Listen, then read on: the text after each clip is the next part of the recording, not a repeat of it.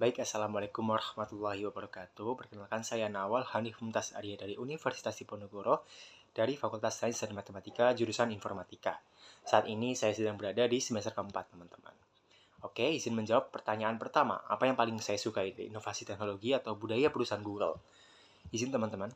Kalau ditanya terkait inovasi Google, apa yang paling saya sukai? Jawabannya simpel, yaitu ekosistemnya teman-teman, yang super seamless dan juga demokratisasi teknologinya yang bisa dipakai oleh semua kalangan.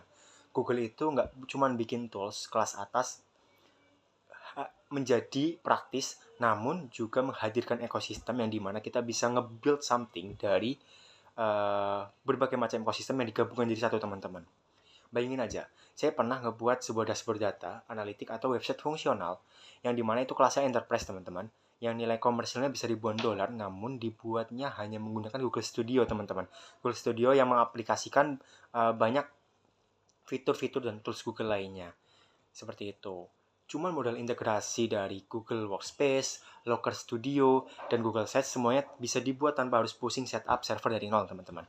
Nah, sebagai mahasiswa IT yang suka ngelihat sesuatu dari kacamata ekonomi makro dan mikro untuk saya sendiri, saya ngeliat ini sebagai leverage, teman-teman. Leverage yang sangat luar biasa. Alasannya, karena dengan sebelumnya kita kalau pengen ngebuat sesuatu itu perlu dari awal dari nol, teman-teman. Namun dengan AI kita hanya perlu idenya saja. Namun lalu untuk realisasinya kita bisa menggunakan AI, teman-teman. Kayak seperti itu.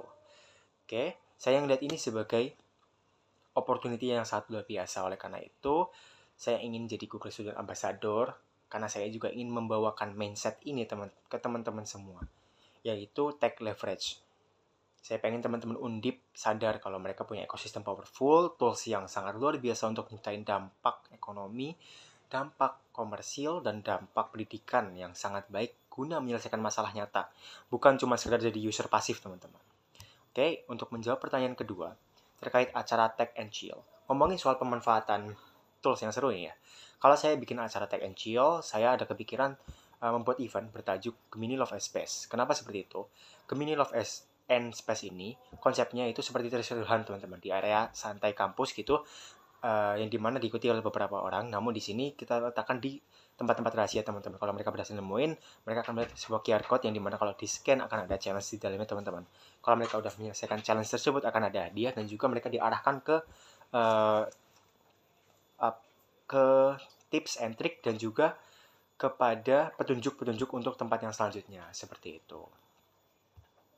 Ini bisa menggunakan Google Lens untuk men-scan ya, teman-teman, scan QR code-nya, atau juga nanti akan ada sedikit petunjuk map di dalamnya, seperti itu. Untuk pertanyaan selanjutnya, terkait problem solving out of the box. Oke.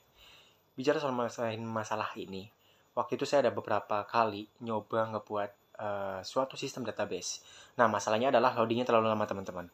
Dan juga karena sistemnya itu bertumpuk ya waktu itu, orang-orang menyarankan saya untuk ngebangun ulang dari nol. Namun saya mikir itu bakal makan waktu berminggu-minggu. Oleh karena itu, saya coba ubah sudut pandang. Saya menggunakan konsep mikroekonomi yang dimana saya menganggap bahwa memori dan waktu komputasi di sistem itu sumber daya terbatas. Oleh karena itu, saya melihat dari sisi lain. Saya coba masukkan ke AI. Saya lihat bahwa memang AI itu mensimulasikan berbagai skenario dalam hitungan menit, yang dimana skenario itu memberikan hasil terbaik, teman-teman. Dan juga kecepatan yang menurut saya mangkasnya sangat luar biasa. 80% waktu itu kepangkas waktunya, teman-teman. Oleh karena itu, cuma dengan sedikit modifikasi struktural, waktu loadingnya berhasil kepangkas sampai segitu. Jadi saya merasa bahwa jangan selalu jadikan kerja keras sebagai suatu solusi untuk permasalahan. Namun cobalah ubah paradigma bagaimana cara kamu melihat suatu masalah, agar kamu melihat ada celah di situ, teman-teman. Pertanyaan terakhir, momen bangga dan dampak. Oke, terkait bangganya sendiri, jelas ya, saya akan dengan mindset efisiensi dan kolaborasi yang saya miliki inilah yang saya ingin bahwa kalau misal saya jadi GSA, jadi Google Student Ambassador, momen yang bakal bikin saya paling bangga di 3 bulan pertama adalah hilangnya stigma bahwa teknologi Google Cloud, Google Studio, atau ekosistem Google itu hanya bisa digunakan anak-anak IT, teman-teman. Saya pengen lihat anak non-IT bisa bareng-bareng berkumpul, mereka juga bisa mulai pakai ekosistem Google untuk riset dan proyek mereka.